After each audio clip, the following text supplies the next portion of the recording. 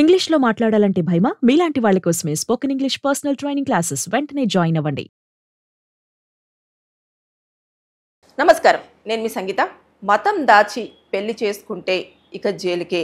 ఎన్ని సంవత్సరాలు? 10 సంవత్సరాల జైలు, అలాగే 4 లక్షల జరిమానా విధించింది హర్యానా గవర్నమెంట్. అంటే పెళ్లి పేరిట కొంతమంది ఏం చేస్తారంటే, జస్ట్ అడిగినా సరే మతం మార్చుకోండి పెళ్లి కోసం అని చెప్పేసి అడిగినా, లేదంటే మతాన్ని దాచిపెట్టి పెళ్లి చేసుకున్నా వారు ఖచ్చితంగా జైలుకు వెళ్లాల్సి ఉంటుంది అని చెప్పేసి గవర్నమెంటే ఒక ఆదేశాలని జారీ చేయడం జరిగింది. ఎందుకంటే ఈ మత మార్పిడి ప్రలోభాలు కానివ్వండి, లేదు అంటే పెళ్లి చేసుకున్న తర్వాత వచ్చే ఇబ్బందులు కానివ్వండి, ఇవన్నింటిని బేస్ చేసుకొని గవర్నమెంట్ ఈ నిర్ణయం తీసుకుందని చెప్పేసి చాలా వార్తలు అక్కడ వినిపిస్తూ ఉన్నాయి. అంతేకాకుండా ఇప్పుడు చూసుకుంటే కూడా అక్కడ చాలా స్పష్టంగా గవర్నమెంట్ కూడా ఒక పాయింట్ని రైజ్ చేయడం జరిగింది. ఎవరి మతాన్ని స్వేచ్ఛను కూడా మేము అడ్డుకోవాలని కాదు, దానివల్ల జరుగుతున్న చట్ట వ్యతిరేకంగా జరుగుతున్న కార్యకలాపాలను అడ్డుకోవాలన్న నేపథ్యంలోనే ఇలాంటి ఒక ఆదేశాన్ని జారీ చేయడం జరిగింది అని చెప్పేసి చాలా క్లియర్గా మెన్షన్ చేయడం జరిగింది.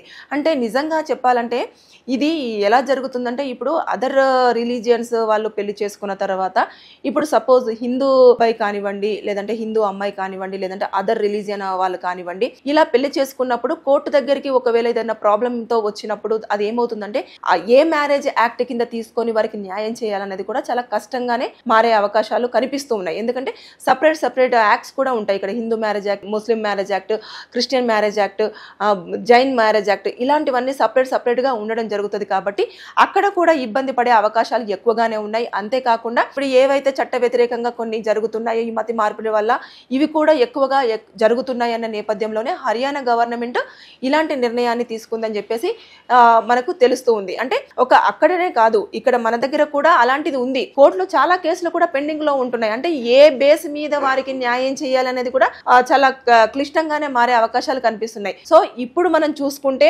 గవర్నమెంట్ మాత్రం చాలా క్లియర్ గా మెన్షన్ చేసింది, జస్ట్ మతాన్ని దాచిపెట్టినా మతం మార్చుకుంటేనే అని జస్ట్ అడిగినా కూడా 10 సంవత్సరాల జైలు శిక్ష, 4 లక్షల జరిమానాను ఖచ్చితంగా మీరు కట్టాల్సిందే, తర్వాత నెక్స్ట్ జైలుకు వెళ్లాల్సిందే అని చెప్పేసి క్లియర్ ఖండిగా చెప్పడం జరిగింది. అంటే కేసు ఫైల్ అయిందంటే ఇంకా సెకండ్ థాట్ ఏం ఉండదు, ఇంకా ఉండకుండా ఇది మాత్రం కామన్ గా వర్తిస్తుందని చెప్పేసి గవర్నమెంట్ ఒక ఆదేశాన్ని పాస్ చేసిన తర్వాత కోర్టులు కానివ్వండి, అదే విధంగా చట్టాలలో ఉన్న సెక్షన్స్ ప్రకారం కానివ్వండి, ఇది అప్లికేబుల్ అయ్యే అవకాశాలు ఎక్కువగా ఉంటాయి.